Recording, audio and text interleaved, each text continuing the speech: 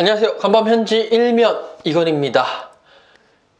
오늘은 맨체스터 시티와 유럽 축구 연맹의 지금 싸움이 어디까지 왔나 한번 살펴보도록 하겠습니다.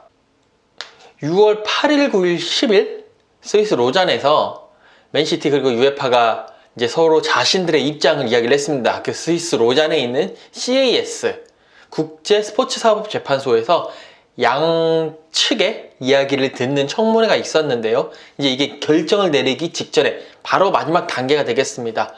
이 사항이 워낙 크다 보니까 또 많은 관심사가 있다 보니까 CAS도 3일에 걸쳐서 청문회를 하겠다라고 이야기를 했고 서로 자신들의 이야기를 자신들의 논리를 펼쳤다.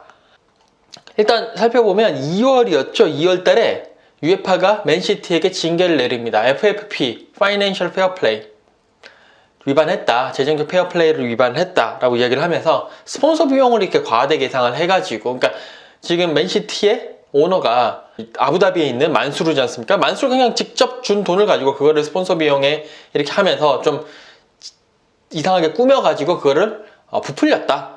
그래서 재정적 페어플레이를 위반했다라고 이야기를 했고, 또 맨시티가 자회사를 설립을 해가지고 선수 초상권에 대한 것들을 이제 그쪽으로 넘기면서 약간 돈 세탁을 하면서 FFP 그 규정을 맞추려고 했다. 그러니까 거기에 이제 위반을 했다라고 이야기를 했습니다. 그러면서 유에파는 맨시티에다가 향후 2년간 유럽 대항전에 출전하지 못하고 그리고 3천만 유로의 벌금을 때리겠다.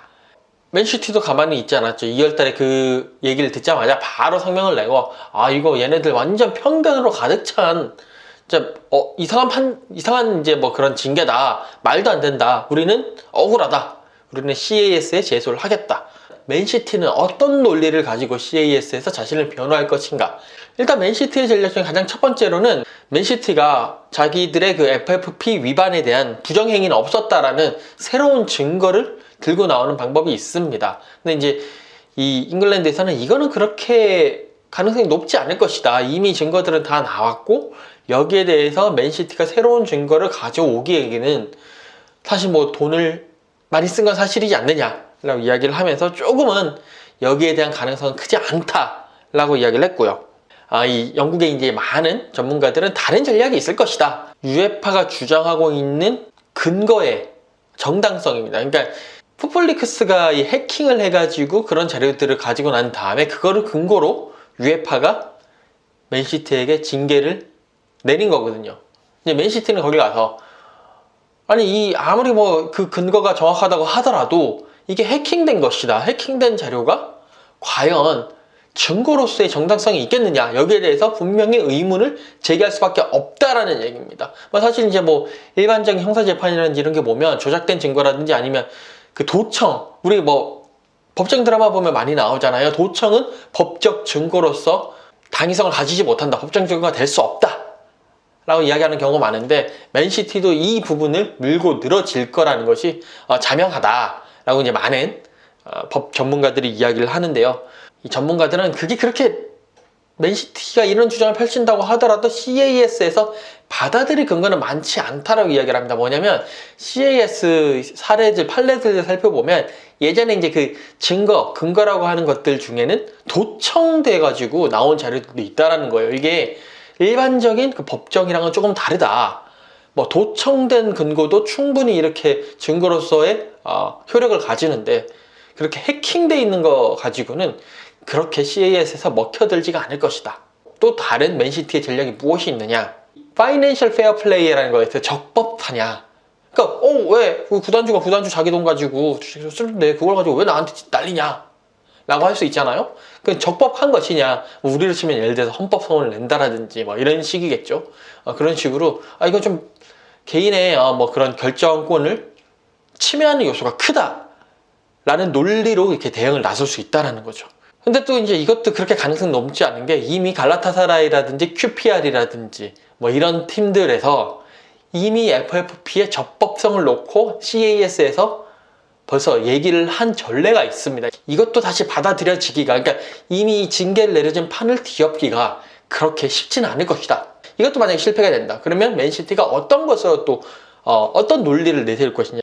유에파의 징계 절차에 있어서 적법하냐 이 부분이라는 거죠. 오케이, 뭐 니네들이 얘기하는 거 다 알겠다. 근데 징계를 내린 데 있어서 그 절차가 적법하지 못했다. 뭐 법상으로 보다 보면 절차법이라는 게 있잖아요. 우리나라 같은 경우에도 여러 가지 뭐 판례들 중에서 이렇게 해서 뭐 판결을 내렸는데, 아니면 수사를 했는데 그 수사 상황에 있어가지고 적법하게 못하기 때문에 이거는 잘못된 수사고, 그렇기 때문에 뭐 안 된다 라고 뭐 그렇게 뒤엎는 경우도 많이 있고요.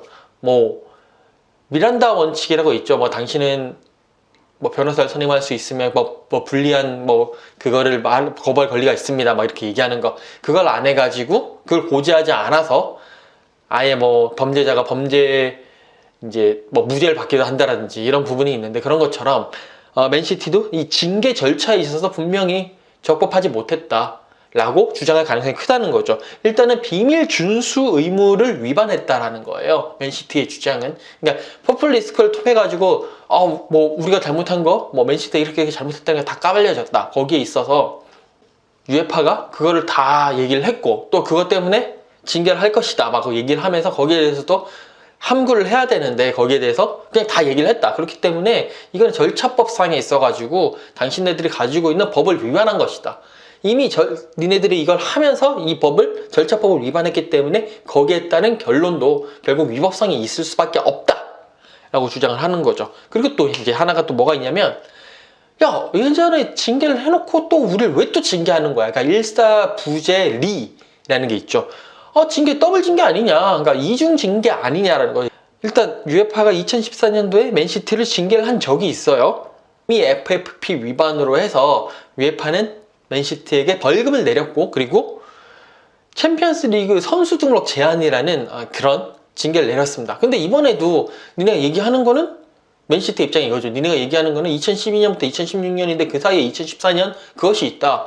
이미 징계를 내려놓고 왜 또 거기를 또 징계를 내리느냐. 이거는 이중 징계고 일사부재리의 원칙을 위반한 거다 라고 주장을 하는 거죠. 그러니까 많은 전문가들도 분명히 맨시티는 이 부분을 딱 잡고 끌고 내려갈 것이다 라고 하는 예상을 하고 있습니다. 여기 플러스 만약에 이것까지 잘 안 될 것 같은 경우에는 맨시티는 그러면 2년 징계는 좀 과하다, 1년으로 줄여달라, 아니면 뭐 출전 정기 징계는 좀 심하다, 우리 이렇게 징계 받았는데 그냥 벌금으로 퉁치자, 뭐 이렇게 얘기를 할 수 있다라는 거죠. 실제적으로 AC밀란도 2018년도에 FFP 위반으로 유럽 축구 대항전 못 나갔었는데 그때 1년 징계였거든요. 물론 이것도 저것도 다 안 될 경우에는 징계 경감 쪽으로라도 시도를 할 부분이 있다라는 것입니다. 맨시티가 CAS에서 UEFA를 상대로 여러 가지 대응을 나설 논리들을 한번 살펴봤는데요. 그러면 CAS는 과연 언제 여기에 대해서 결론을 내릴 것이냐. 많은 사람들은 이제 맨체스터 이브닝 뉴스도 그렇고 많은 언론들은 한 7월 정도에는 나올 것이다, 뭐 8월 달에 나올 수도 있다 라는 이야기도 하고 있습니다만, 지금 상황에서는 7월 달에 결론이 나올 가능성이 상당히 높아 보이고요. 오늘 간밤 현지 1면은요, CAS에서 펼쳐진 맨시티와 UEFA의 청문회 과연 어떤 얘기들이 오갔는지, 맨시티가 어떤 식으로 대응을 하고 나서는지에 대해서 한번 알아봤습니다. 자, 저는 여기까지 하고요. 또 내일 뵙도록 하겠습니다. 감사합니다.